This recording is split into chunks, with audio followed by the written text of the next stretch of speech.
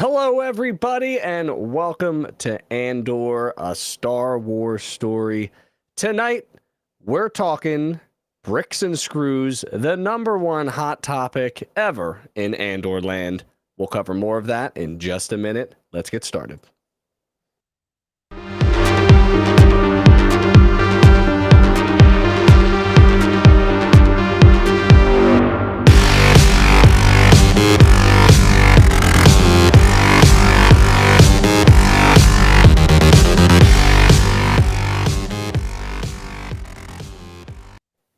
And we're back, and we're going to do something really special for the final show. We're going to go abracadabra, bang. And we've got a wonderful, lovely background that I've created, also the thumbnail for this live show. And we're making, listen, Photoshop is a wonderful thing. I've been enjoying the hell out of learning it. And it's very easy. All you got to do is you take a picture, you select it, you hit the lasso tool, and you hit select subject, and it just figures it out. That's it. Copy, paste, bang, bang, boom, boom. Here we go. We're back. The boys are back. Final show for probably a bit, just like thinking about it. I mean, we're probably not going to cover Bad Batch in a live format. Absolutely not. Mandalorian comes in 2023. So, February? Is that it? February? Something like that? Coming back at that point. So, we're definitely going to be back for Mando, but we'll have to sort of do some shows in between all of that. Hello, everybody, and welcome to the show. We've got people in the chat. If you're coming from Rogue One Radio, thank you so much for popping on over. As always, a wonderful show over there with a little bit of mix of music, a little bit of mix of pop culture, and sometimes Star Wars. You never know what you're going to get on Rogue One Radio. Hello to the Scuttle Daddy himself, Ro. Ro's not a fan of F-bombs in Star Wars, and we're going to have to dissect the hell out of that a little bit later to see if that's an appropriate thing for a 10-year-old show. They've seen worse on their smartphones. Just remember that. Welcome to the Extra Star Wars podcast. We're covering that Disney Plus unsuspecting series, Andor, dropping actually some curse words like bastard, and they're paying attention to all the details, especially those bricks and screws. As the reviews start to roll in, I believe it got a 93 or 96% on Rotten Tomatoes as a series, which is absolutely incredible. It's actually one of the best parts of doing the show later is we get to see a lot of different feedbacks, and hey, listen, this is going to win some awards. I would have to imagine it's going to win some awards. So we're gonna cover our Andor. We're going over our tops. We're going over our bottoms. We're going over some of those noticeements. We'll give you our final one-sentence summary. We could probably do predictions to see what's happening in season 2, just as a little fun stuff. We'll get our final OnlyFans Mike edition. He said he texted us saying that this is the best one yet. That is not what I texted. He said, this podcast is sponsored by lying to keep viewer retention. He texted us saying it's the best one yet. It's tremendous. That's what he told me. It's gross. And it's probably gross, and get ready for that. It's gross yet subtle. Fair. Kind of like my marriage wedding night. The Casa de Dupree. Dames, is it true that you changed your handle on some of these socials? Just on TikTok, because I didn't know what else. I was like, let me just go straight toys on TikTok. And then I was like, toys on TikTok. No, that's taken. I'm like, toys with a Z on TikTok. No, that's taken. I'm like, all right, let me just bounce around a couple things here. Because I don't post anything on TikTok. So I was like, let me just like roll with it and see what happens. And yeah, for sure. Yeah, you were like, whoa, I didn't know who this was. No idea. I don't follow weird accounts, but oh no, it's just Amy, and I got it. Okay, I didn't realize that is a weird account though. So technically, you're going against your rule. For sure. Yeah, I'm an unfollowing immediately. Speaking of TikTok, if you would like to see where the final boss in Resident Evil resides, go ahead and follow me on TikTok at Extra Trekkie and check out where I had to terminate a phone line just the other day. It was a boiler room at my school. It's the scariest place on this planet Earth. No cap there. Please go check that out. As the kiddies would say, no cap. As the kiddies would say, as Mike rolls his eyes, because I'm sure he hears it 500 times a day. All day. And your teaching is also mid, from what they tell me. Very mid. So we're here. We're excited. Thank you for joining us. If you're joining us on the live show, of course, this will be pushed out to all of the podcasts. We're doing pretty good at podcast land. Definitely averaging 15 or so listens, which is great for us. If you actually don't put out a podcast every week, no one knows you exist. That is actually how it works. Twitter followers, very little growth unless you post every single day. Everybody knows it. That's the rules. That's just the way it is. So if you don't feel like posting, whatever. Coming down the line, we're going to continue our Star Wars content. I've got 2 books that I'm almost done. We're almost done The Last Command, which is the EU Thrawn book. Spoiler, I don't like it. To be honest with you, I think it's pretty boring. The second part of that is that I fell hard, and I decided to go audiobook for the first High Republic book in Phase 2. Despite what I said before, that I'm not going to get into Phase 2, it was only $14. I had a coupon down to $11. I'm in for an audiobook for $11. So 12 hours of content, listening to it every day for the past couple days. It's fine. There's definitely parts that I have not captured in my brain because I forgot that I was listening to an audiobook. And you know how sometimes you drive and you're just driving, but you're not thinking? Yeah, that happens to me a lot where I'm like, damn, what happened in this part? And I'm not rewinding.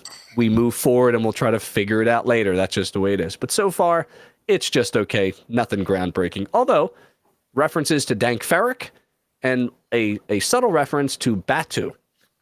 Batu the other day, it was a protocol droid saying, "Oh, I went to a planet recently from our last excursion, so I'm going to try a colloquialism, bright suns." And I'm like, Batu. That's actually not a horrible reference. Judges will accept it for creativity's sake. Absolutely. So, Dame, any updates on your channel? How are you?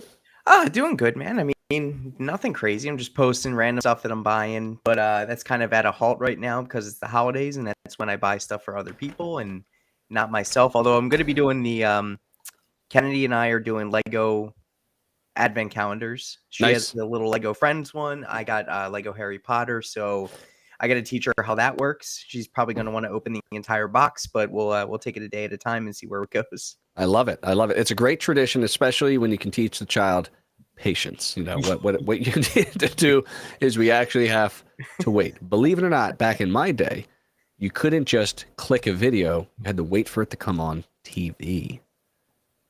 Well, back in our day, you had to download music off of LimeWire and hope it wasn't an advertisement with a horrible Bill Clinton impersonator. Yes, indeed. Back in my day, you couldn't just see what was on. You had to wait to see the scrolling.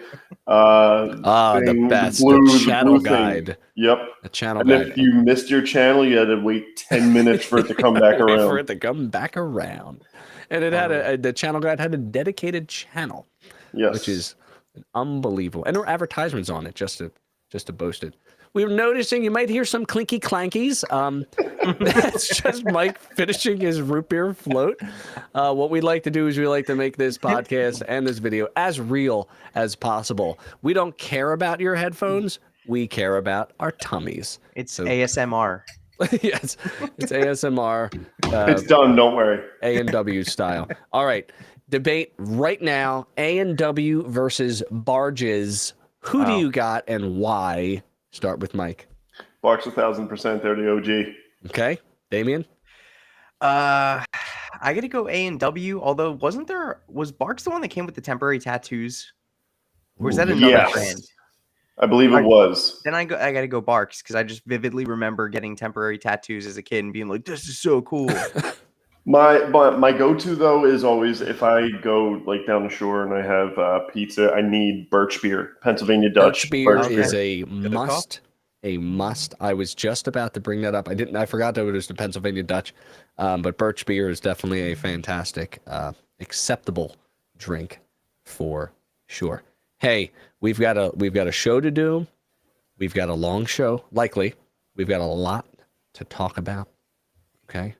So let us start with our overall impressions.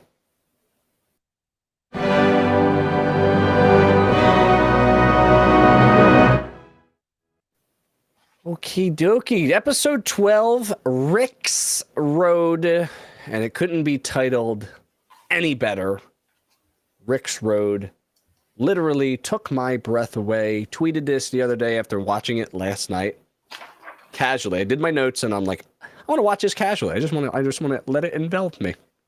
And I wrote, thus, the finale is just good TV. It makes you want to be part of the world. It makes you think. It hits your heart. When you don't want it to be over, it means something. That's my overall impression. Super duper positive. Dame, I'll throw it to you. Yeah, so I mean, when we started Andor, I was just kind of like, oh man, this is gonna be another slow burn. Like, I just want action, action, action. But the more that the season grew and the more we got like invested in the characters, you kind of understood what they were going with. And episode 12 was just so well done and just a really good culmination of that drama. You had some action, but it was all meaningful. It wasn't just blasters and fights just to have some action in the show. It was just so well done and just really like a great change of pace for Star Wars. And it's just, I mean, by far for me, my favorite Star Wars show that we've had so far on Disney Plus. Like Mando is Mando, but I like to see him go in and take people in either, you know, hot or cold. But this is just, it was so good. And geez, man, they need to win some awards. Like it was just so well done. Music, everything was just awesome. Yeah, total package. Mike? Yeah, to bring up your point, just how different this was absolutely adult Star Wars, and everything had a different feel for it, from like storyline to music, like you said. And I'm usually not a fan of change and not a fan of different, but everything about the show in general just kept me wanting more. The storylines, and I know I'm talking more about the series than the episode. This episode was just, the only way I could describe it was just tense. Even on the rewatchings, I was just like grabbing my seat, even though I knew what was going to happen. Yeah. And it's really hard. This is where they failed with Obi-Wan, I think we were talking about. It's really hard to do a show when you know the end game. Yeah. It's really hard to do a prequel when you know the end game, and they absolutely destroyed this in the best way possible. Yes. Mm-hmm. Yes, for sure. For sure. I came across an article that I want to dive into a little bit later down in the noticements. Some would say it's the best article written. That's a lie to get you to continue watching or listening to this show. But it's a very interesting cinematic style article and how this episode was shot. Very curious, very curious. I want to, before we move to our top threes, I did pull some audio as a special consideration for this show because, as I think I texted the group, and Mike, you agreed, you heard it too on first watch. Okay, I think you know what's coming. Here we go.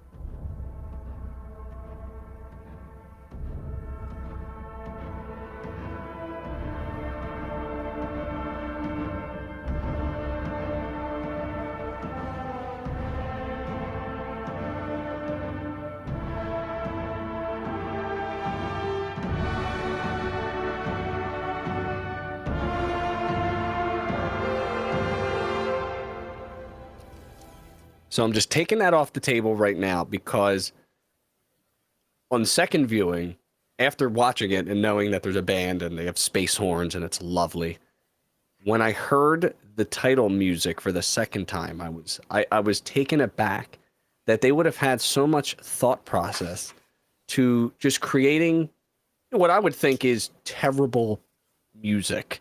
Not, like not clean sounding, but kind of just raw sounding music like that hasn't been tuned in a while. It reminded me of the opening to Soul with the middle school jazz band playing the Disney opener, but not as bad. And I was like, wow, that's a very interesting take. And, going with the theme a couple episodes back to Narkina 5, they changed the title music almost every time now.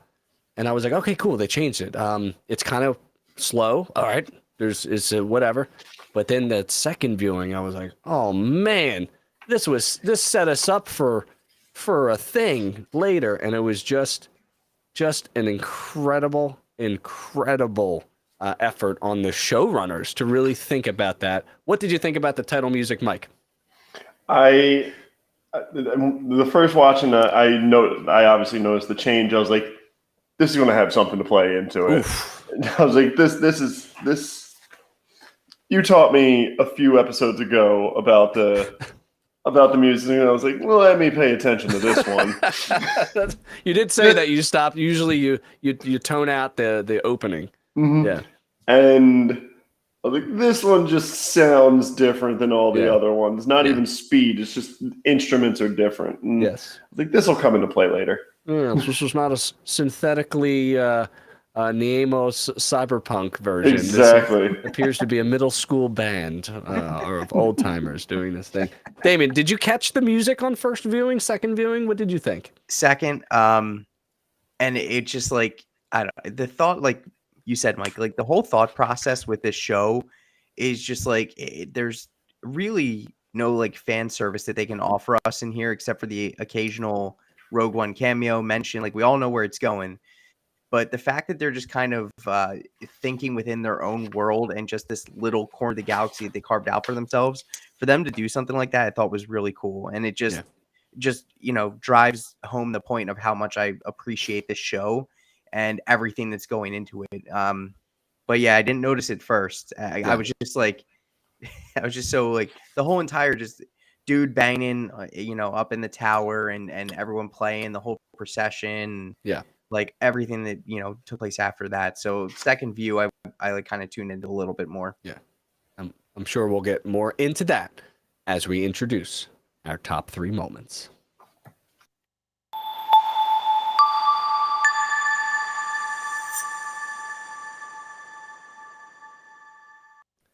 And chat, feel free to type in your top 3 moments of the finale as we get into the wonderful, wonderful world of mystery top 3s as we name some of the words. This is an unsharpened pencil. I can't use that.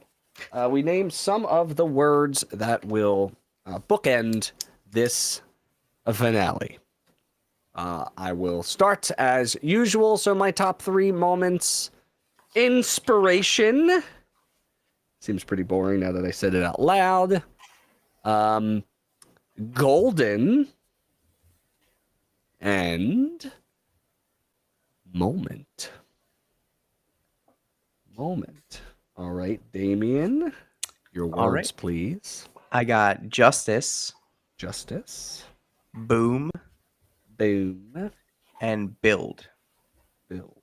Love it. Mikey. I guess they could be hyphenated. One could be hyphenated. One's a name. Bill Pullman. Bill Pullman. Key change. Orphan. Roger that. Welcome in on the chat, everybody. Thank you for being here. We've got quite a few viewers tonight, and I appreciate you. Some new people, some people of old. We'll give you those shout outs after our top 3s. If I remember, sometimes I don't. Remind me if I don't. So we got inspiration, golden, moment, justice, boom, build, Bill Pullman, key change, orphan. I really like Mike's because I need to know where the Bill Pullman's going there. Let's start with Bill Pullman. What is Bill Pullman known for? Ooh, don't ask me those questions. Twister. Keep going. Will Smith was in the movie. Bill Pullman was not in Tombstone. Wait, I'm thinking of someone else. You're thinking of Bill Paxton. Ah. Wait, Bill Pullman. I gotta Google the face now. Will Smith, Randy Quaid. The president of the United States of America. Independence Day. Independence Day. And what did Bill Pullman do in that movie? Speech. Rallied the troops. He rallied the troops. Bill Pullman is Marva. Oh, Bill Pullman is Marva. All right. She started the Boston Massacre. Marva goes along with my moment. So I'm going to do a little connection there. Because that's what that is. It's the moment. And it is the moment. Is Boom part of that? Justice. Actually, I guess Boom and Justice kind of could, but Justice for sure. I love it. So we have that our girl Marva, but not just that. And I think we have to do justice to the episode before we even get into the speech, but the build up to said speech. And I've never been more proud to be part of a funeral procession before. And so that was key change for me. Oh, interesting. Well, I think we got to go in some sort of like episode order so we're not jumping back and forth. All right. So do it your way. We're going to have to. I've been a part of a lot of funeral processions. Former brother-in-law was a funeral director. I've been a part of a lot of different cultural interestings. At one time I had to get Wi-Fi so they could FaceTime the body. From states away. It was very interesting. And then more personally, one of the this is going to sound really weird, so this is a stretch. Get ready, everybody. One of the main reasons why I do content creation is not for the fame, because obviously that's not panning out, but it's for the archival footage of just having stuff. And I am not against a video at my own funeral speaking to people. I'm not against it. I've been always thinking about this and just having conversations with people. Listen to me. I've got ideas of having different monitors and speakers with QR code readers. And as you get to the funeral, you're going to get like a random card. You're going to scan it and a random video is going to play. You don't know what it's going to be. It could be a gameplay. It could be this podcast down the line. You don't know. Or it could be a personal. This is the weird stuff that I think about. Wait. Correct. Your funeral's going to have a zoo key? Yes. My funeral is going to have a zoo key. You're going to be able to interact with me at my own funeral. So when I'm watching, the procession, and that's all fun, and that's wonderful, and I like the history of Ferrix's funeral. Mm-hmm. I love that they acknowledge Clem and all that. That's all. That hits you in the feels. You want to be part of that community. But when Marva starts speaking at her own funeral, I was like, God damn it.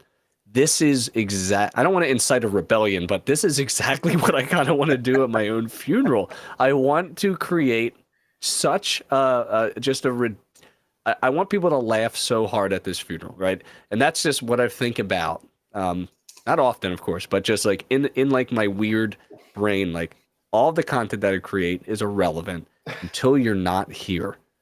Then it becomes treasure because people can watch it back. The kids can watch it back. You'll never be erased unless YouTube shuts down. And that's just it. And that's fine. So Marva's speech, so lovely. But what did you think of the procession and the band? Damien. It was just, the first watch, I was like, it kind of went on long. The second watch, I was just completely in. Like, it was just very emotional. And you could just tell they were building and building and building towards this big moment. And then obviously, that was justice for me, was justice for Marva's character. Because like I said last time we, had our episode, I was like, man, like that was it. You just see like the empty chair. They're hauling out a body with a blanket. Like you don't get anything else from Marva. And then she just gives this huge speech after that amazing procession where the whole entire town just comes together. It was just great. Like it was so well done. And, we really haven't had like a funeral scene like that in Star Wars. So it was really cool to see just kind of, I guess, like the culture of how they do that and how they handle it on Ferrix. So it was just really well done. Like really, really cool. And just, just such a great episode. Yeah. Yeah. Mike, to you, procession, speech.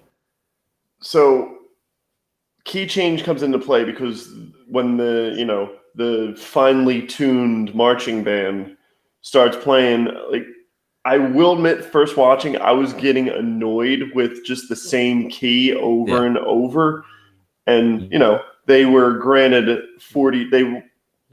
The Empire gave them 30 people, and they upped it to 40, and then the entire town shows up. Yeah. And at first it's slow. They're walking slow, and they meet right at it wasn't the hotel where they met, right?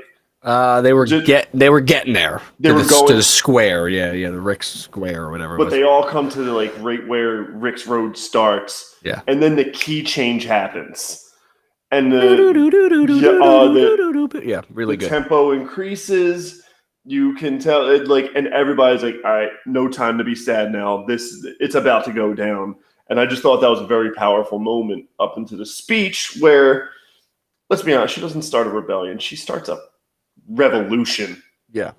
Is Marva the start of the entire rebellion joint? Is there going to be prediction already in season 2?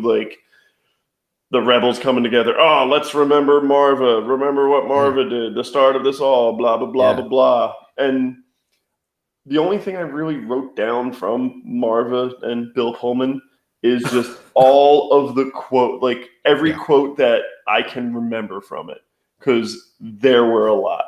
I'll let you speak because I don't want to say every piece of quote. Sure. And even before Marva's speech in B2 Emo starts to project her, the sky and stone, sky and stone, sky and stone, the chanting, and what even more powerful is the procession, the music, the chanting sort of brought Bix back to this reality, underneath of it all. And then not only that, but the scenes of just cutting away from the procession and the machinations of what's happening, and Andor's on site and we don't know where he is, and there's all this whispers in the background. And one of the things that I saw on the final watch, Luthen is speaking with Vel, who I got problems with Vel. She's got we got issues, but Luthen's like, when's the funeral? And Vel's like, in a couple hours. And then the bell tolls. Bang. Bang. Guess what? Daughters of Ferrix ain't going to have it. We're having it at noon like we wanted it, which is why the Empire was not ready. They thought it was 2 hours from now, which is why they were scrambling. It's something I picked up on. No. That's not right. That bell goes off. Everybody's like, what's happening? Everybody goes off of that bell. It's a timekeeping thing. It's just part of that culture. Even the Empire started getting used to hearing that bell only, twice in the morning and then day shift. But now it's happening in the middle of the day. I'm like, what is going on? No one knows. I thought that was a really cool part of just kind of setting literally the tone of what's about to happen. And then you get, again, the slow-paced banging the drum into the key change, into this awkward Marva standing up. And it's just everything about it from the it wasn't a very long speech. It was I think if we got the speech from start to end, it wouldn't be as powerful without the scenes in between, sneaking around and the different faces and different characters crying, and really it's starting to heat up. It really reminded me of Rogue One and Jeddah when Andor's like, we got to get out of here. This place is about to blow. There's nothing good is happening right here. This tinderbox is about to spark. It was absolutely phenomenal, and probably something I should bring up is that article that I teased a little earlier. And let me just get in there right now. The mechanics of this episode sort of takes place, and this is going to be a very, very summarized article. Alfred Hitchcock, back in 1934, did something in the way of creating suspense through the eyes of different people, like going to Deidre, going to Cyril, going to Luthen, the band playing in the background. We all know what's about to happen, but it hasn't happened yet, and that tension is building, And then a 6-minute clip from a movie called The Man Who Knew Too Much. It more or less, this lady knows she has to assassinate, or this lady has to assassinate somebody. She's waiting for the gunshot, She knows it. No one else knows it. She's watching the guy going across the room. Tension is building. And like, it's just cool to see a cinematic feature of a 1934 movie being recreated in this key change. And then the ultimate moment of suspense where it blows over, which would be Fight the Empire. Right, Fight the Empire, which was pitched as Fuck the Empire, which Disney said, that's a little too far, and I'm okay with it. I kind of would have liked it to static out a little bit, where you didn't really hear fight. You just got like an F word, and it was just like the Empire. And you just make it up in your brain, you know. Maybe she did say it, maybe she didn't. We don't know. But it's what a moment to have that, and then just Brasso goes absolutely nutso futso, and I loved every minute of it, and the whole speech, the whole, you know, we were a little worried how the pacing of this episode was going to be. We were a little worried. I thought it was going to really go back and forth between two different storylines. Somehow, Palpatine returned. No, somehow the showrunners weaved a beautiful, smooth storyline. Even when they went to Coruscant, I had no issues with it. Right? And they just kind of was like, Antor Krieger is dead. Deidre's not happy about it. Deidre's on FaceTime. We're already back to Ferrix. Whoa, what a smooth transition. It was lovely. Even the Mon scenes, quick and effortless, back. And then it was perfect. It didn't even matter at that point. We got a bookend epilogue of Mon and whatever was happening with that. It was actually perfect placement towards the end of the episode. We got a little bit of closure and you know, a little bit of fun stuff with Mon and Perrin, and which we'll talk about. But it's just like everything about. I'm getting a piano. Oh wait, this is going to be on this episode.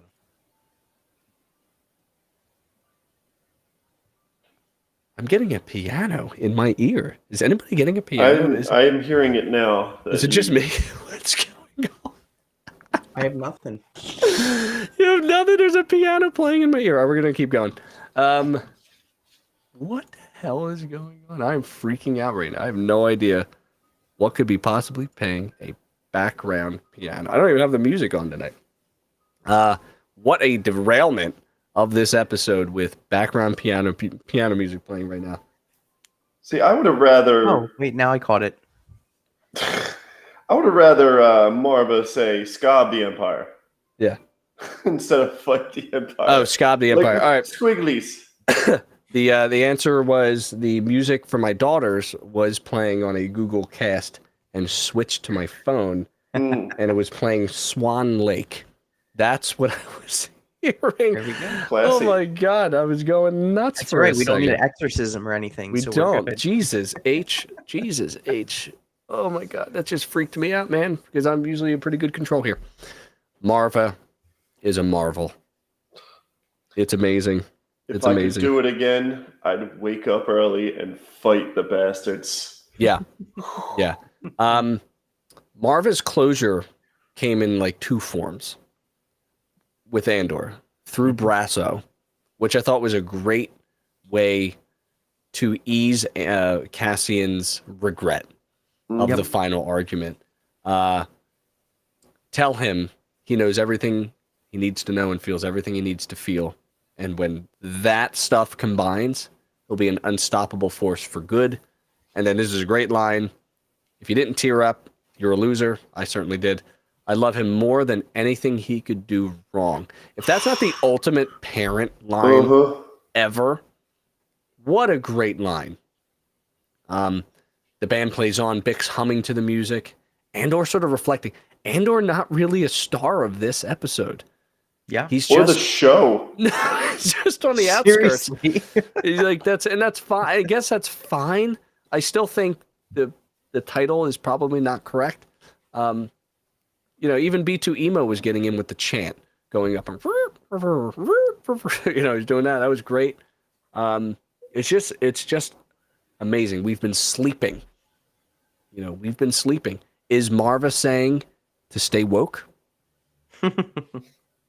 Just saying. Probably. I'm just saying. I kind of want more Brasso too. We need more Brasso. Like he was just like in the background the first few episodes. His like character arc the last 2 episodes has been incredible. Awesome. It's been really, especially I just remember our conversations about the first 3 episodes really boring, really long, probably throwaway episodes just to get us going. So wrong. Yep. Couldn't be wronger. Can't actually wait to revisit the first 3 episodes to pick up on more character stuff about them to see, to learn more about these characters that, by the way, no one died, really. Yeah. Which was a surprise. I was shocked when I thought I thought like everyone was dying. I definitely thought Brass. I thought Bix was going to be a goner for sure. Like that just made so much sense.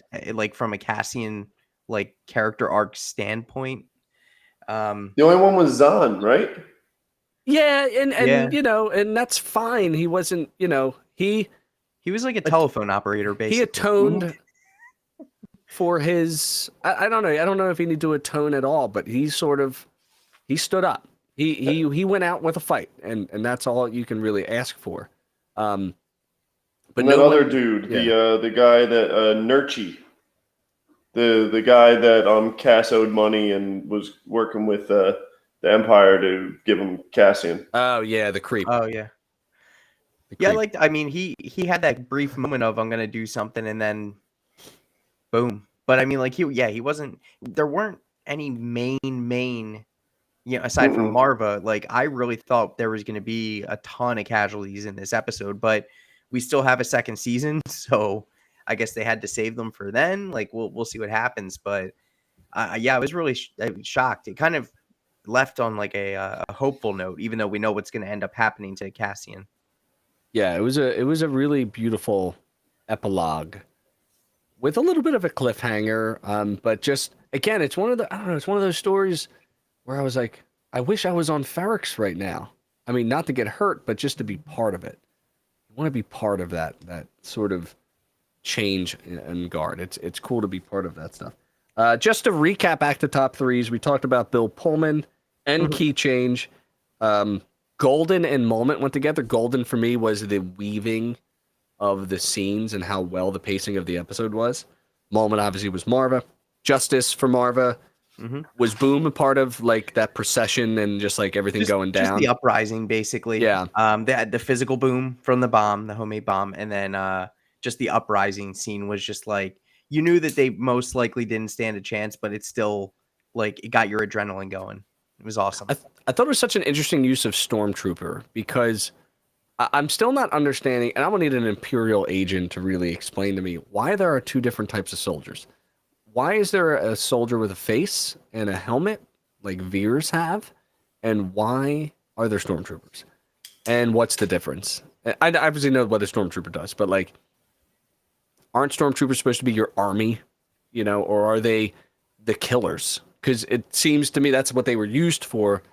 Open fire, I don't have a face, so it doesn't really matter. You're just going to die, from Stormtrooper, and that's just what it is. I don't really know the difference with that. I thought that was a little confusing in use, but I mean, they weren't exactly overwhelmed, but it wasn't good. Definitely there was lots and lots of casualties. And in fact, there's lots of questions like, how did it resolve? What happens on Ferrix now? Okay, I don't play chess, Ro. You got to speak to me in Lego. Speak to me in Lego. Speak to me in things I understand. Okay, but I get what you're saying. You had build, Damien, as one of your words. Yeah. That just refers to the post-credit scene, which, like, we all know what the end game was. But just to like, I just love that irony of like Cass and all those prisoners are literally building the Death Star, and then Cass years later is going to be part of the destruction of the Death Star. So just really, really cool. Like, and just to see that basically all those people that are just working till they die are working to build this complete like space station that's going to cause absolute destruction in the galaxy. So it was just really cool. I just kind of like that little Yeah. end credit scene. On post-credit first scene. watch of the credit scene, I was like unimpressed with it. And then I came to appreciate it a little bit later. I thought it was like a layup, like, oh yeah, the Death Star. Right. You know. But after thinking about like what you said, you know, and reflecting on it, and I thought it might have been my TV, it felt choppier than how they shot it.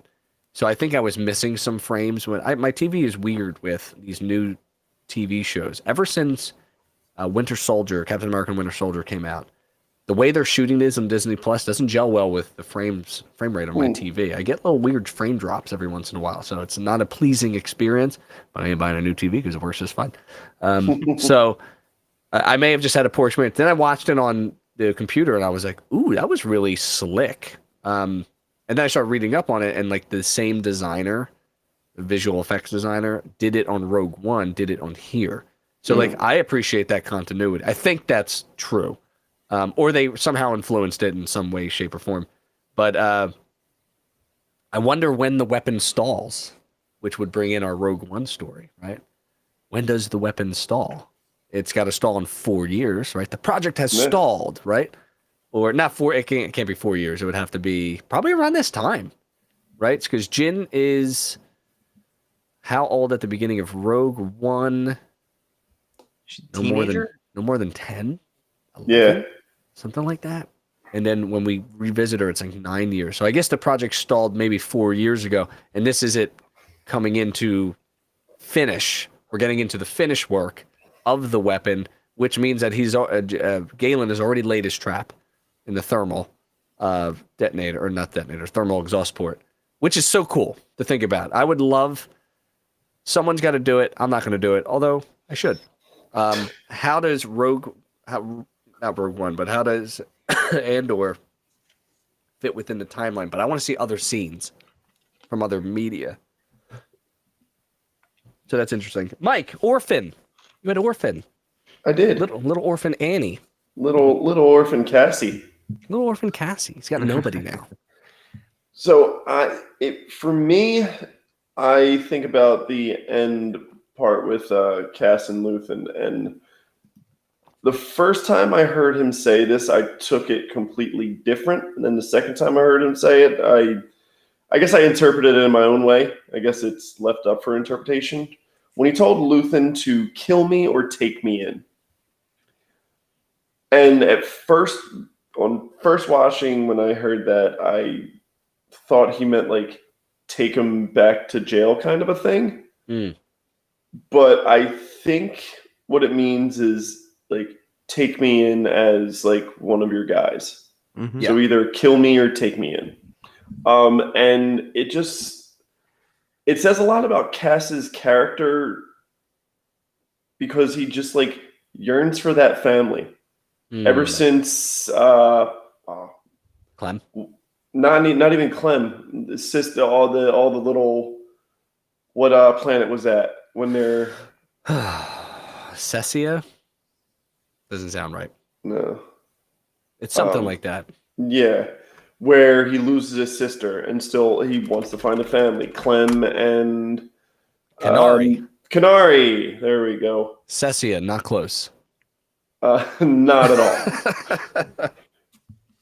And then he comes in contact with Clem and Marva, and they raise him, and he loves him more than anything.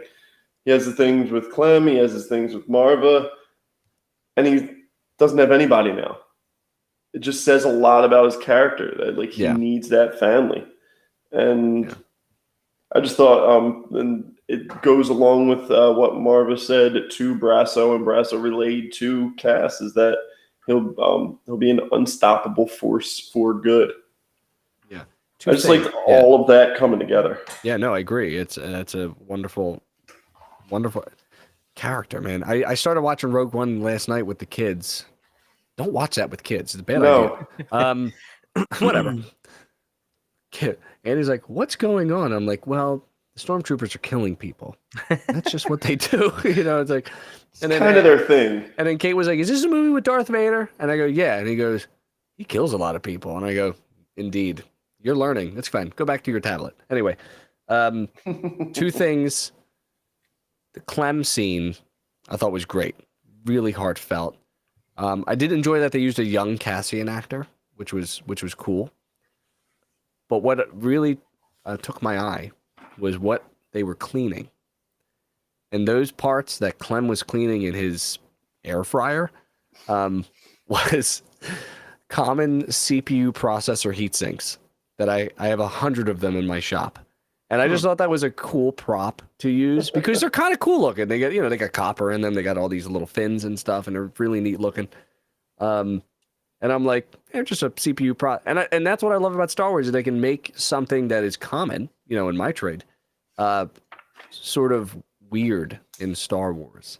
And I thought that was pretty interesting. And then speaking to sort of Andor before he goes to Luthen, Brazzo says, you take care of yourself. And he says, it's too late for that. Like he's already given, not that he's not going to take care of himself, but he's no longer thinking about him anymore. He was thinking about him at the beginning. He's got to get away. I came into $200,000. Let's just go run away. It's going to be fine. And now he's not thinking about that anymore. Mm-hmm. He's thinking about the bigger stuff. It's absolutely incredible. Inspiration is my final word, and that is the moment we've been waiting for, something we've surmised since the death of Nemec, but the Nemec manifesto scenes of him speaking, voiceover, and Andor listening, and wonderfulness and lines from that. And one of the best lines is, one single thing will break the siege. Remember this. Try. Nothing but that. And I just thought that was, obviously that was going to play a big role in Andor's, inspiration and character and moving forward with his resolve, creating a resolve. Couple, we get a Nemec thing that goes into a Marva thing, and you might as well put boiling water in a glass porcelain bowl filled with ice, and it's just going to explode. Or however science works. I don't really get it. Mike, you could explain that better. But you get what I'm saying. We're combining extreme change in temperature. Extreme change in temperature. And it's just it's unbelievable how we went from not caring about a show to really loving it. Really loving it. So, everything about it with the top threes just wonderful. Final thoughts on your top three, Mr. Mike. My favorite, two lines that there were so many good lines and life advice from both Clem and Nemec. Clem, people don't look down when they should. And then Nemec, tyranny requires constant effort, which is his way of saying it takes more effort to be a dick than. Yeah, it really does. No, it's a great one. The looking down quote reminded me of Jyn Erso when Saul Guerrero says, "You care not about the cause," and she goes, "You want to see the?" He says, "You want to see the imperial flag reign or whatever," and she goes, "If you don't look up, it's not a big deal." And that's a completely different, opposition to Nemec, or it was a Clem that said, you got to look down. And then another good line from Clem is, "Eyes open, possibilities everywhere." I thought that was really cool too. Really cool too. Dames, any final thoughts on your top three, sirs?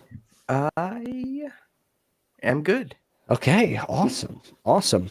Before we move on to list of grievances, does anybody have lists of grievances? Does anybody have any faults to this episode? I have a minor one. A minor one? Assault. Okay. I'm not gonna play. Well, let's get into it right now then. I love the sounder.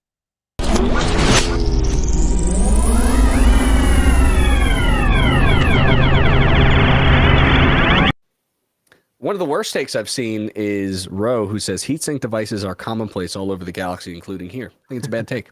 It's a bad take because it goes against me, so it's a bad take. Okay, you can call me Peter. Anyway, list of grievances. My word, cloudy. What was your word, Dame? Assault. Not a pepper. Not a pepper. and not a sugar. I have very nitpicky things. Little John. So can we just put Little Johns? But no, well they're separate things. Oh, okay. I have meet cute. Meet what? Oh, Meet okay. cute. All right. Meet cute. Yeah. MEET. MEET. Q CUT. Meet Okay. cute. Meet cute. Desolate Time. and thirsty. What was the middle word for me? Desolate. Desolate. Okay. Well, Mike, you have 3, so you have to start. Do you want me to start with meet cute? Of course. I don't know what that is. So it's like, how did you meet your wife? Like, you have a cute Okay. story of how you met your wife or partner or whoever. And this Cyril Dedra thing can just screw right off. I love it. What are you talking about? Go ahead. She is going, like, she is about to, like, battle the bastard style Jon Snow. And Oh my God, just so so happens that Cyril picks up the gun and he's like, come with me. She's about to bash him with whatever she grabs her hand. And then there's this, like, are we going to kiss moment? Yeah. And then he goes full Batman on her. Yeah. They just ripped that right off of Gary Oldman and Christian Bale. It may as well have said, you never got a chance to thank you. And you'll never have to. All right, 2 things. 1, Cyril definitely watching her the whole time, so he was going to look out for her no matter what, was never going to let her get hurt. 2, love your Battle of the Bastards reference, because I felt claustrophobic for her. Mm-hmm. Okay, her face when she gets hit with the stone, it's the funniest stuff ever. Try to freeze frame it, it's wonderful. But her It was like, you know what it was like? Waterboy when Colonel Sanders gets hit with that thing and just like, ah! But her trying to dig herself out of it, I was like, I don't like her. I do want her to survive. Is she going to get trampled by everybody? Not a terrible way of going out, but wouldn't be surprised with the way the show is going. I knew Cyril grabbed the gun. What I imagine how awkward the scene is her adrenaline is pumping at like 400,000%. And she's looking at the person that annoys her the most. Mm-hmm. And she has to try to calm down. And she can't. And it's weird and it's awkward. And How I Met Your Mother? Who knows? But, it's just like, Dame, I'm sure you hated Cyril. You hate Cyril. You don't like his storyline. No redeeming qualities whatsoever. He has done nothing except exchange hats, which I thought was 1 weird, but 2 funny when they put the hats on at the same time. I thought that was fun. But what are you thinking about Cyril in this episode? I mean, aside from, his blue milk consumption, which I appreciate. Right. I'm going to go with a full send on this couple right here because yes! It's just so dysfunctional and so weird. And I just want to see how it plays out. I really need to see. It should not absolutely be a thing at all. And I don't know if they're going to have like some sort of like closed door like romance now or what's going to happen. But there was definitely a little tension there. So, I mean, listen, every mama's boy has his day. So Cyril is going to have his day, I think, in season 2. And you'll never have to. I hope in the future that they're together, but they're in the ISB, and she turns to the rebels. Ooh. And now you've got a conflict. I would love it. I would be like, are you cerealless? That's right. Are you cerealless? Absolutely fantastic. Meet cute. Knock it off. I love it. Beat it. But I loved it all at the same time. So good. She falls in love with her stalker. Get out of my face.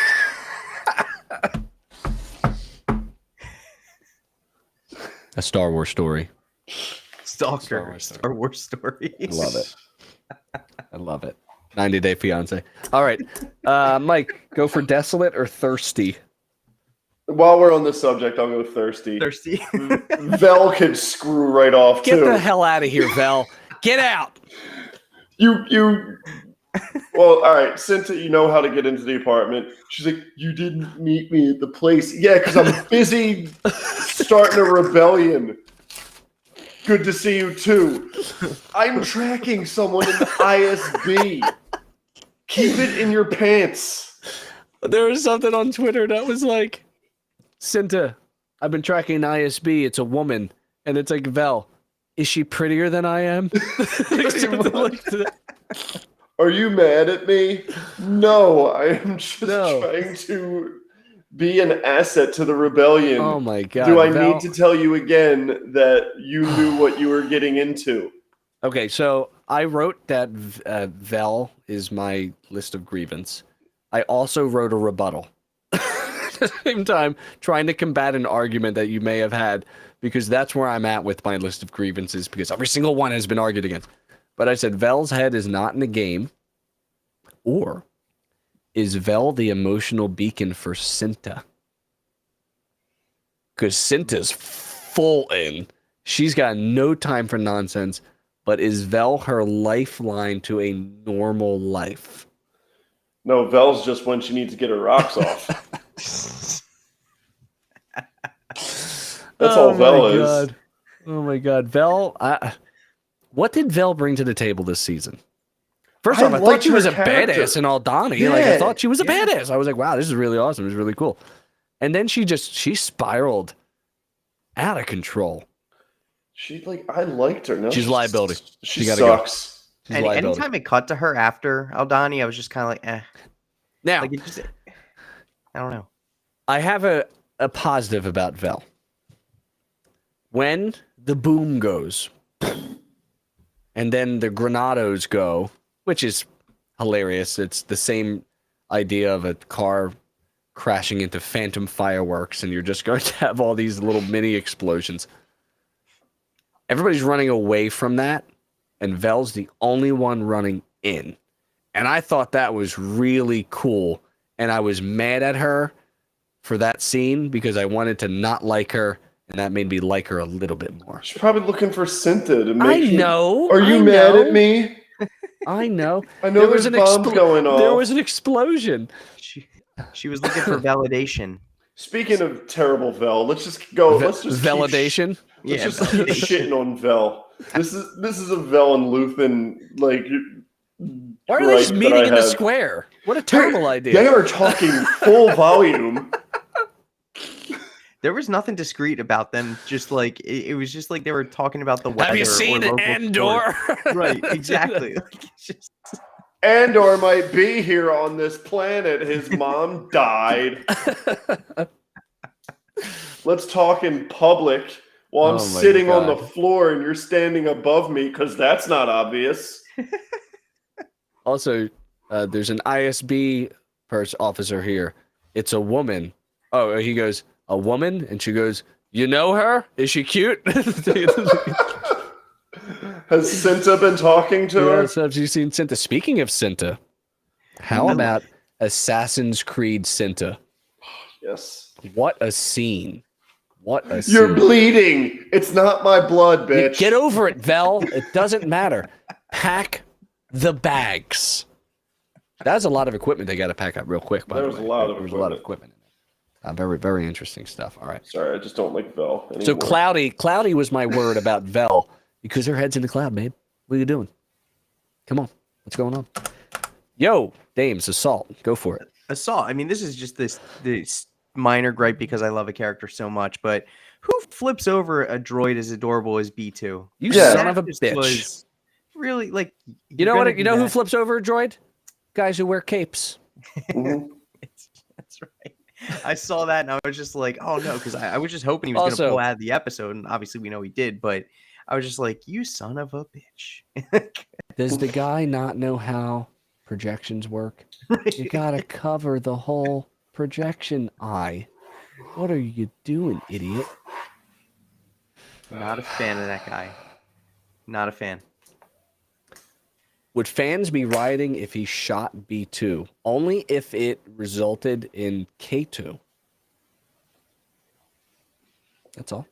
That's all. It would have been a good. It actually would have been a good moment for B2 to be blown to smithereens. Would have made sense. And because at this point they're prolonging it, right? Like, well, yeah, they exactly. They could have fight the Empire, and then a stormtrooper, bang, and it's that explodes, and Brasso goes nutso futso, right? Because that's been his buddy. They've been having sleepovers. They've been recharging together, telling ghost stories, and then the same guy who drags him off of the whatever could do the same thing. Yeah. Except he's blown to smithereens, or he's disabled or something. I don't know, whatever you want to do. But no, that would have been a good moment for it to get out of there. Mike, you have Desolate. Yes. Or Desolate. Desolate.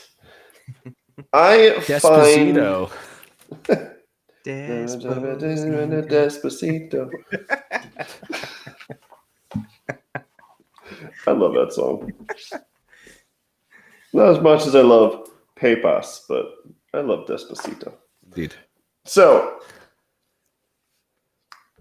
I have this issue with pretty much every Star Wars movie, show, whatever. Whenever there is a search and rescue, somehow no one is patrolling anywhere where they should be. There's like, oh, something happened over here. Let me have the entire platoon go and handle this. Yeah. How is Cass just able to roam freely through this hotel and run into like a guy, and it's like his buddy who's the cook? Cass? Tamek. Yeah. It just annoys me. Every time there's a search and rescue mission, there's never any confrontation. There was a guy. A guy. Who abruptly got absolutely blasted in 4 seconds. Great move by Cass on that. Singular guy. I think of it as they were so surprised by the funeral procession starting that they just pulled people. And in the chaos of it all, people lost their posts. I mean, look at Aldani. Yeah. Right? That was a well orchestrated on purpose, minimalizing posts. But, I get what you're saying. I mean, listen, you got to have some kind of trope or trick to get our star to where he needs to go. I love that Cass used the same tunnel that Marva fell trying to find. Mm-hmm. I thought that was great. What a wonderful, wonderful reference back to our Marva. But I hear what you're saying. Marvelous Marva. And I wish we saw. I don't know if I need to see Saw. I love Seesaw. I don't know. I mean, for me, I think I got enough Saw in the series without it being too aggressive. I think we'll definitely see a little snippet in season 2 for sure. Seesaw. Definitely see him kind of descent more into radicalism and paranoia and all that crazy stuff. Did you come here to kill me? I really love Rogue One. Rogue One's such a great movie. His lines are so good. Like, it's great. They're hilarious, but like he just, I don't know. They're so good still at the same time. Yeah. I'm just mad the chef didn't offer Cassian any ham door. Very good. All right, well let's shake it off like Ticketmaster and talk about. Ooh, I'm going there. And go into our noticements. I've got a list of stuff. I'm sure you have a list of stuff. If you've noticed anything, get ready to type it in the chat or comment on what we noticed. We're an hour 5 in, and we're only at the noticements. We're in for a doozy, everybody. Let's do it.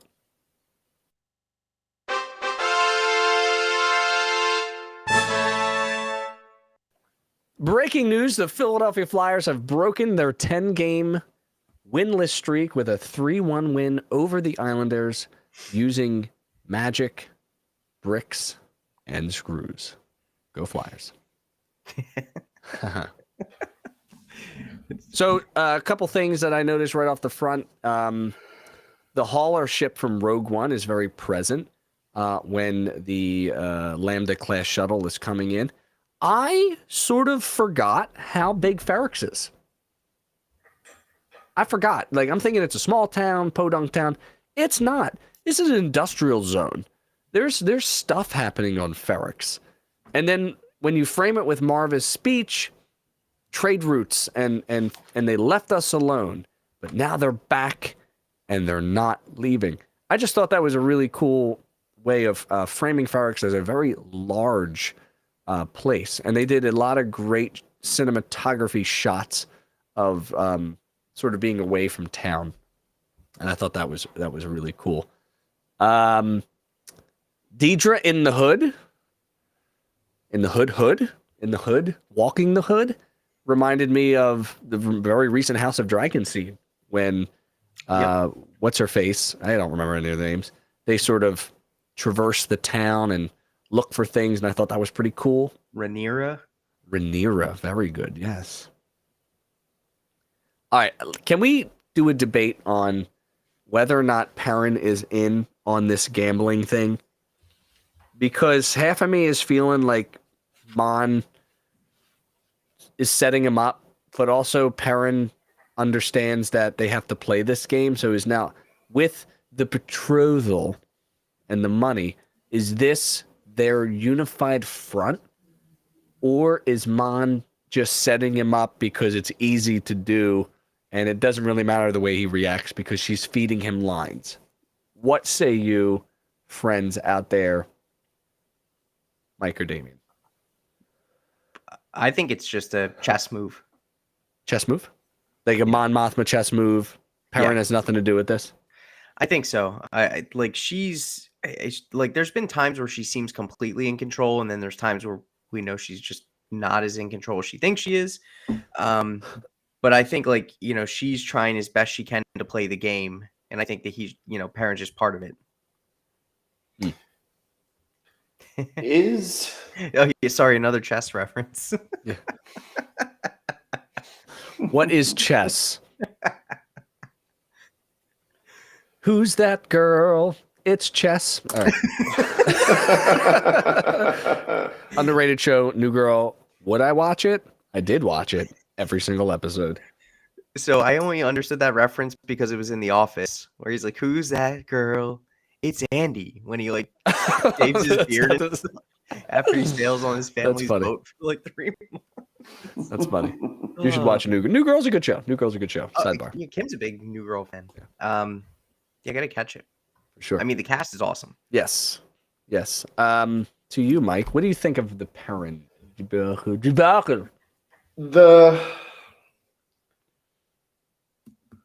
Mon said like a few episodes back there's money missing, right? But like, are we sure that missing money went towards rebellion? I understand that 400,000 is missing. Yes. And that it was to fund whatever Luthen's operations need. Mm-hmm. That's how I understood it. And it sounds to me like Mon is obviously getting involved with Davo. Mm-hmm. To recoup the 400. To fill the ledger. But at the same time, creating a narrative that it was missing in the first place because of her husband's gambling habits. Shout out the Canto Bight sequel trilogy. Suck it, bro. Last Jedi reference. Oh, that was one of my noticeableness. I will cross that off the list. It's like Canto Bight, a reference of my favorite location in all of Star Wars ever. Yes. Incredible. Yeah. Yes. So, I don't know. Perrin could go kick suck rocks. A butt. Tell him to go suck a butt. He could suck a butt. All right. I will do one more and then I'll hand it over to Mike before I take another one. That's fine. One of the things I love the most about this episode, again, although it's a big town, the small town feel of everybody knows each other. Every single person that Cass ran into gave him condolences for his mom. The guard dog guy, I don't know his name. Brasso, obviously. And then the kitchen guy, Temek. Sorry for your mom, Cass. Plaga? That sounds right. That sounds right. And I just thought that it was such a good small town feel in a big town city. And again, we talked about, did Cass redeem himself by maybe paying off everybody that 12K in credits? People seem to really like him. You know, you really don't get called, like, people aren't going to call you unless they care about you when someone dies in your family. Right. You know, anybody who puts condolences on Facebook, fake. I don't want to hear it. I want a text message or a phone call. If you don't have my number, there's a reason why you don't have my number. But that's just how I feel. You know, I just thought that was a really cool part of Andor. Thoughts and prayers. Take your thoughts and prayers, stick them in the Vel suitcase, throw it overboard. No one wants it. Mike, to you. Give us some. Luthen doesn't wear goggles when he's on his speeder.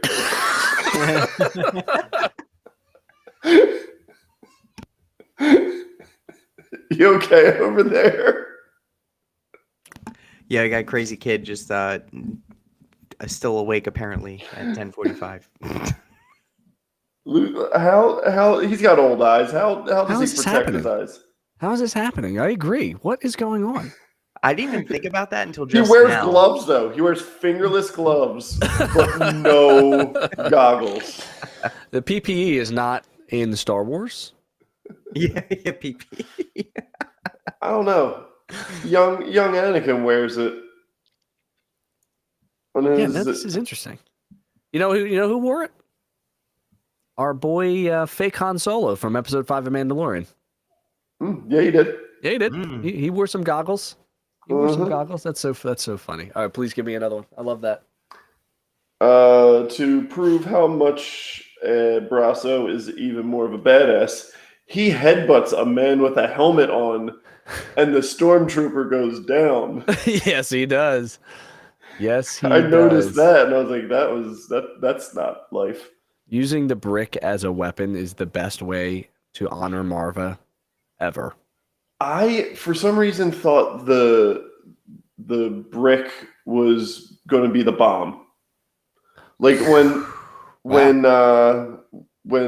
this episode opens with a child making a bomb, when the way Brasso was holding it, I thought he was going to throw the brick at him. I thought the brick was going to be the bomb.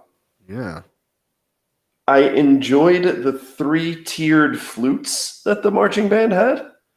They kind of looked like spaceships. Once again, a common item, making it look sort of wacky for Star Wars. You know, it's just a little off, a little alternate reality is lovely. And that's all I got. The other ones we've mentioned in either tops or bottoms. Okay. Dames, throw it to you. I have a couple more. Yeah, I got a couple. So I did notice the Canto Bite name drop. I guess they're, nothing they could do is gonna change any fan's mind of Last Jedi, but still cool to kind of hear that, and I'd love to see what Canto Bite looks like in that time period. Still really neat to hear that. Also, I really liked that, the ship that they took. Two things. One, it kind of almost looked like a Y-wing. Yeah. And then two, I love how they had flags around that whole entire lot, like it was like a used car lot. Yes. I thought the same thing. I was like, wait a second. Because I drive down the street and you see your used car lot and just those tacky sales guys. And I just love that they had that. That just made me chuckle a little bit that I don't know. It was just funny to me. Just bang the fuel gauge. It'll be fine. It's just, I love that. I was like, okay, fine. We can have flags around this lot of, ships. Sure. Why not? And then I saw one thing on the internet that kind of made me laugh. So obviously the post-credit scene, we have those kind of spider-like droids building the Death Star. And then there was someone who took a picture of that and then a picture of the Mandalorian, where those same or similar droids are building Luke's temple. And the caption was like, anything that these types of robots build basically will be destroyed at some point, which is true for Luke's temple. Obviously, all that crumbled and the Death Star blew up. So that's an interesting connection. I really actually I not don't think similar droids, but no, not similar, but similar in style, function. Yes. So I thought that was kind of funny. But yeah, the used car lot just got me. It's so good. Tell me you're a nerd without telling me you're a nerd. Scuttlebutt comes in with the ship was a BTL-B Y-Wing starfighter, slightly different than the OT Y-Wing. And that is why I love this stuff, because now I'm going to do some research once we're done recording tonight and then like learn something. So Hasbro just announced a new HasLab ship called the BTL-B Y-Wing starfighter with broken fuel gauge. If it doesn't come with the flags, I'm not buying it. Correct. Better come with flags. I want the used car lot flags. If they don't come on top, I send it back. Yes. Well, that's after 10,000 backers. You get the flags. Yeah, that's a 12,000 backer tier. Yeah. One of the things I noticed, I think it has something to do with the special editions when Lucas sort of fiddled with the OT a little bit and put in like stormtroopers and when they're look sir, droids, that scene where they're looking for things. There's a scene where in Andor there's a backpack, and it's an interesting shot because it's like we only see the backpack, the top of the head of the soldier, and then he like moves away from the camera, and I felt like that scene was a copycat from an original trilogy scene in the desert with a stormtrooper with that same style backpack. And I mean, you obviously have to look up the backpack, but I think that was the same style just a few years later, searching the deserts of Tatooine. So that's something that I thought that was cool that I noticed. And then the thing that you should have noticed, Andor casually disables the Fondor's computer and no one's talking about it. The same Fondor that can calculate hyperspace and have red laser beams and countermeasures, Andor just put it in airplane mode. And I thought that was really cool. Like, what does that say to Luthen about his skill set? Yeah, by disabling his own ship. That means Cassian's a good hand to have for sure. So I thought that was neato cool. Any final notices? That's it for me. A lot of the stuff we went over in our conversation and discussion, so there's no reason to rehash it here. If you missed it, you'll just have to rewind. The thing I noticed was a lack of Dengar in this episode. Right. Huge noticement. I don't know if anyone else out there noticed it. But, I didn't notice Dengar, but if I rewatch it, there's just a chance. There's a chance that we get him. Ugly guy in the background that has a backpack on and a long rifle. It could have been him, but otherwise, no Dengar. Just crazy. No Dengar. I think Kathleen Kennedy's final project, because the rumors are swirling that she's done after Indy 5, should be a bounty hunter series on Disney Plus. I would love that. And they should call it The Mandalorian. Thank you. Thank you very much. Be the book of Boss. Dengar's the Diary of Dengar. That is correct. Dengar's dialects and scarf sales. The foreword of Forlam. Yes. Oh my God. The Bible of Bane. Yes. I was trying to think of the booklet of Bosk. Bosk. That guy back to life. What the heck, man? The booklet of Bosk. Bosk. The brochure of Oh my gosh. What was Fennec's? Padme. Yeah. The Files of Fennec. Or the Files of Fennec. Fennec's Folio. Fennec's Folio. Anyways. Shunned. All right. Mike, any final notices, friend? Just the one thing I want to add between the conversation of Cass and B2 at the end, when Cass says, I'm counting on you.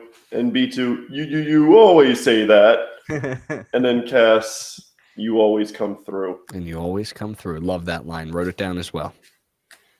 Wonderful, wonderful, wonderful. Well, there's no easy way to sum up a wonderful finale, but we will try our best to do so in the next segment, one sentence summary.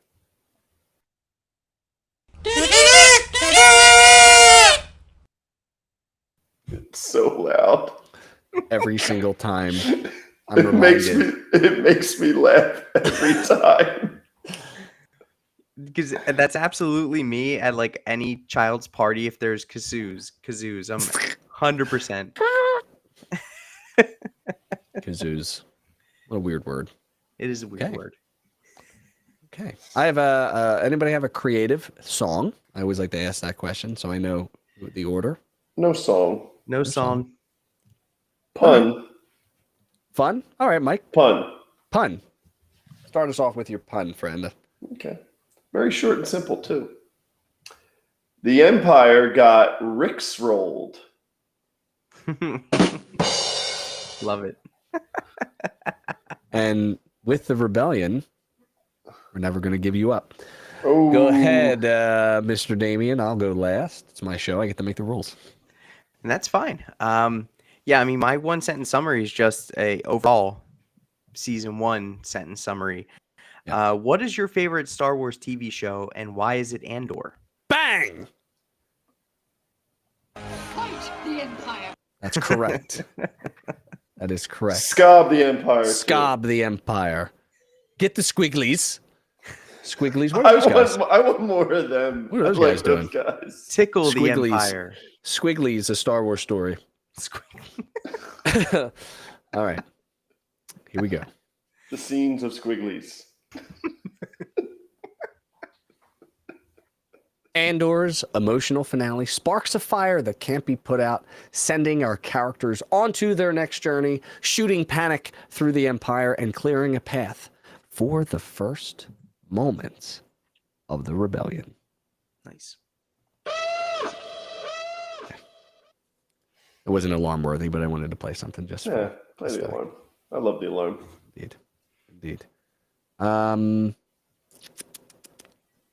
don't have predictions for season 2. I'm not ready to talk about it because I just want to talk about season 1. So I'm going to do an audible and skip predictions for season 2. And let's get right into our raunchy and final segment, Mike's OnlyFans.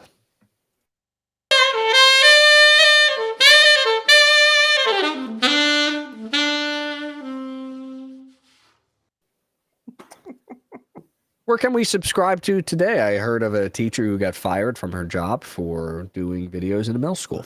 So nice job by you. Great. I mean, I at least wait till I get home. That's what I'm saying. You can't wait the 20 minutes even. That's what I'm saying. So for this week, I decided there's very popular genre, subgenre, whatever, over on the hub. I mean, I'm not into it, but I figured I'd hop on it. This week, you can find me at OnlyFans / Stepdaughters of Ferrix.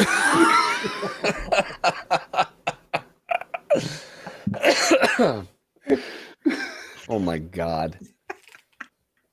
I hate it. It's I perfect. hate it. You ruined this episode for me and the last one for sure. When Deidre's like, daughters, the daughters of Ferrix. Now I'm forever going to think the stepdaughters of Ferrix. Oh my God. We were glad you enjoyed that. We always try to end with something funny like that. Friends, listen. That's Andor season 1. One thing that was wonderful is that we didn't bring you 12 weeks of coverage. We brought you nearly 6. We had a 3. And we had 2 doubles, right? Yeah. 3 and 2 doubles. So we were able to bring you at least 6 or 7 live episodes for you on the Extra Star Wars channel. We appreciate you checking in on us. This was a wonderful, surprising series, to say the least. 100%. I'm hoping for more. I'm looking forward to the future of Ahsoka. to the future of Mando, of course, to the other projects. Skeleton Crew is even something that seems to be interesting. I mean, it's Jude Law. Come on. Can't be bad, right? Looking forward to The Acolyte. Maybe a movie comes out. Who knows? I'm sure they're going to restructure and figure it out and think about what they want to do with their vision. It's just a wonderful... I'm not going to say it's a wonderful time to be a Star Wars fan, but this certainly helps with that statement, for sure. Especially, listen, Kenobi was vanilla. That's what it was. It's vanilla. And that's fine. Book of Boba Fett, downer. It's just been so long since we've had Mando that we don't remember. We've been sleeping. We've been sleeping. And we got to wake up, right? Like our girl Marva said. And then Andor, just such a breath of bricks and screws and fresh air and wonderfulness with it. And I can't say how proud I am of the show. And, even Twitter, hardly I see, Andor was a stupid show. I'm not going to watch it. It's boring. Like the three arguments is it's boring, it's long, and I don't care about this character. Maybe watch it. That's what I would do. So, whatever. Definitely watch it. And it is good on a second rewatch too. And now it's cool that they're releasing them for people who don't have Disney Plus. Like, hey, check it out on ABC. Like, I don't know when the rest of the episodes come out. I know they started doing that last week, but just it's a change of pace, man. Book of Boba Fett was like, Obi-Wan was great for fan service. Like, we had Hayden get like his redemption as Darth Vader, and that was cool. And everyone loves Ewan McGregor, but Andor was just one that I slept on it, and it's so good. Everybody slept on it because when you sleep is when the Empire does the most damage. Okay, the House of Mouse hopefully is back and right. And as we exit tonight's show, I want to say thank you to Mateo, Mike. I want to say thank you to Damien for continuing this adventure with me. I want to thank everybody in our chat, from Scarif to Ubaldo to Nicole to Used and Abused to Kim and anybody else, Rogue One Radio, Backyard TARDIS, who checked in. It's been a pleasure, everybody. As always, the show is part of the Red 5 Network. See you next time. To the next adventure. 5 years after Return of the Jedi, Mando will be back. This podcast is part of the Red 5 Network. For more Red 5 Network podcasts, visit red5network.com.